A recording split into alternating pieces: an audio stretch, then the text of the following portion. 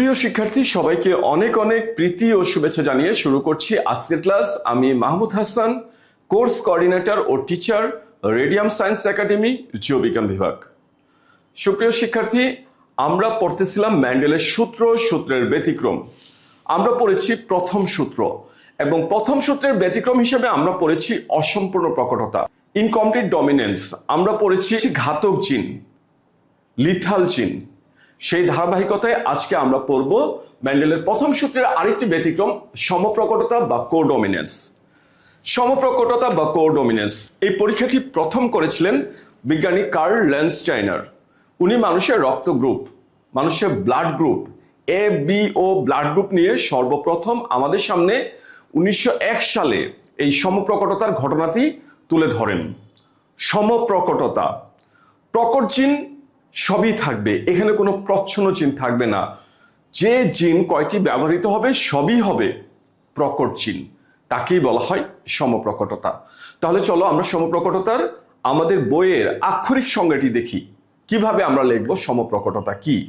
সমপ্রকটতা বৈশিষ্ট্য প্রকাশের জন্য দায়ী জিন সম্পূর্ণভাবে প্রকট না হয়ে, একটি জিন সম্পূর্ণভাবে প্রকট না হয়ে সংকর জীবের হেটারোজাইগাস অবস্থায় উভয় জিন সমানভাবে তার প্রকট বৈশিষ্ট্য যদি প্রকাশ করে, প্রকটতা যদি প্রকাশ করে, তবে তাকেই বলা হয় সমপ্রকটতা। জিনের এই আচরণকে বলা হয় সমপ্রকটতা। চলো আবার বলি সংজ্ঞাটি কি।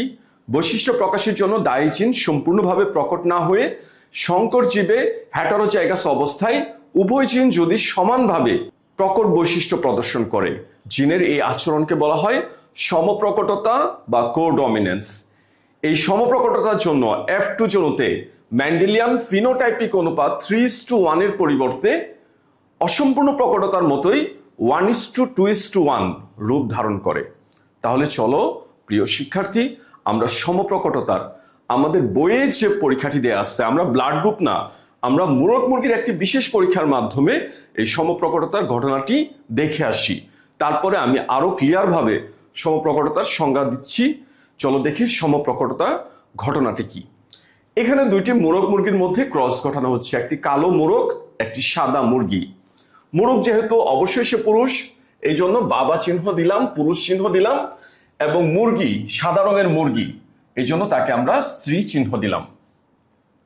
সাদা মোরগ জীবের বাহ্যিক প্রকাশিত বৈশিষ্ট্য বা সাদা মুরগি বাহ্যিক প্রকাশিত বৈশিষ্ট্য, যাকে আমরা বলতেছি ফিনোটাইপ।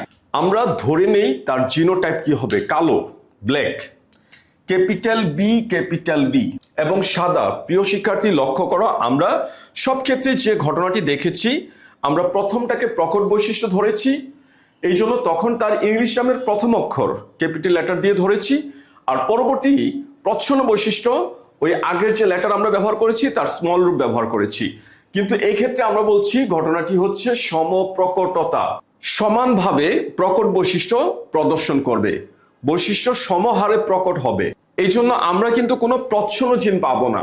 এই জন্য আমরা এই ক্ষেত্রেও ধরবো ক্যাপিটাল বি কালোর জন্য ব্ল্যাক, আর সাদা এটাও প্রকট, এখানে আমরা ধরবো সাদা হোয়াইট, বিগ ডাব্লিউ। এখানে সবই ক্যাপিটাল লেটার, কোনো স্মল লেটার এখানে নেই। এই হলো এই সূত্রের ব্যতিক্রম। তাহলে এই যে আমরা অক্ষর দিয়ে ধরেছি তাকে আমরা বলবো জিনোটাইপ। তাহলে সুপ্রিয় শিক্ষার্থী, আমরা যে কোনো পরীক্ষা যেভাবে সামনের দিকে এগিয়ে যাই, চলো আমরা এক্ষেত্রেও তাই করি।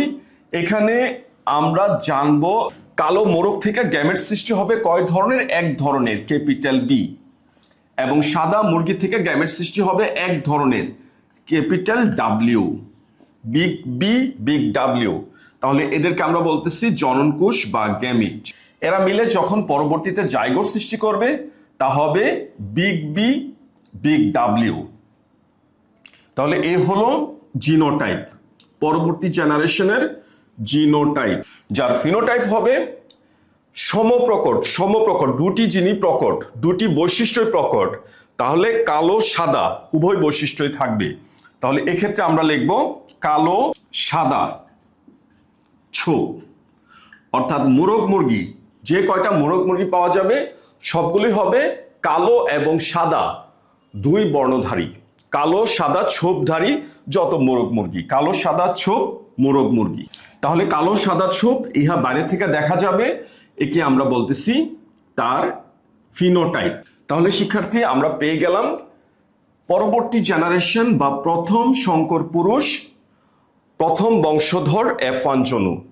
যে জনুতে আমরা দেখলাম জিনোটাইপ হবে বিগ বি বিগ ডাব্লিউ এবং তার ফিনোটাইপ হবে সকল মোরগ মুরগি কালো সাদা ছোপ বিশিষ্ট।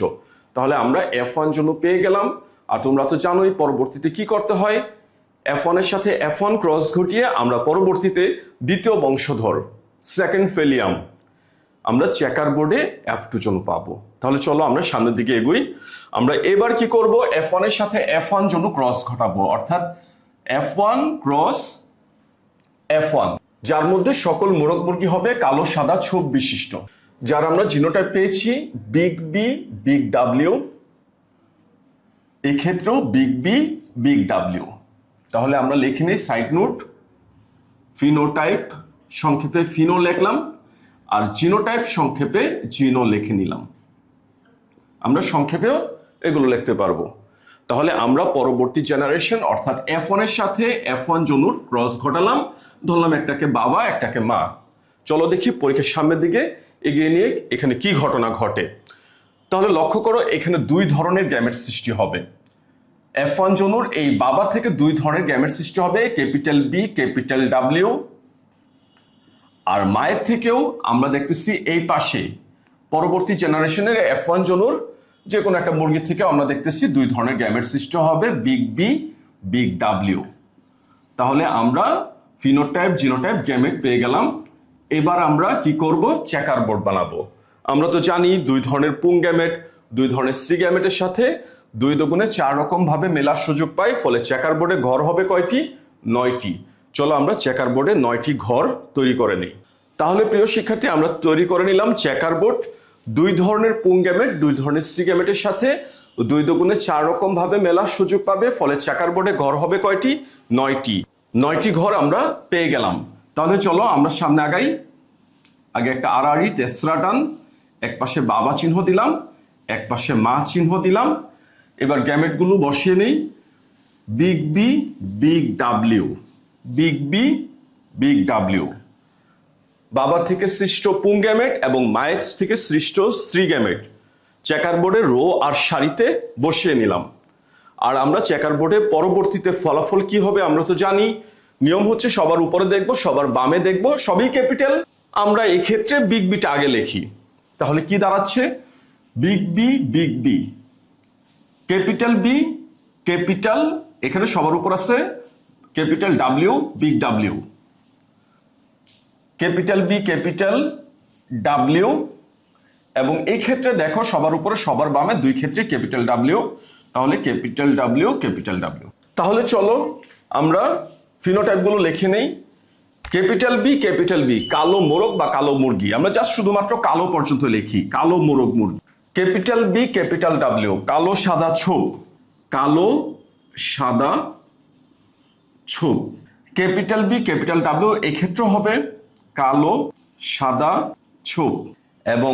এবং বিগ ডাব্লিউ এক্ষেত্রে কি হবে, এক্ষেত্রে মোরগ মুরগির গাত্রবর্ণ হবে সাদা। অর্থাৎ এই জিনোটাইপধারী যত মোরগ মুরগি আমরা পাবো সবই হবে সাদা গাত্রবর্ণ বিশিষ্ট। তাহলে দেখো আমরা ফিনোটাইপ কি পেলাম, কালো কালো সাদা ছোপ 2টি এবং সাদা মোরগ মুরগি 1টি। তাহলে আমরা এইভাবে লিখি, ফিনোটাইপিক অনুপাত কালো কালো সাদা ছোপধারী মোরগ মুরগি অনুপাত, আর কি পেলাম, সাদা। অনুপাতটি হলো 1:2:1।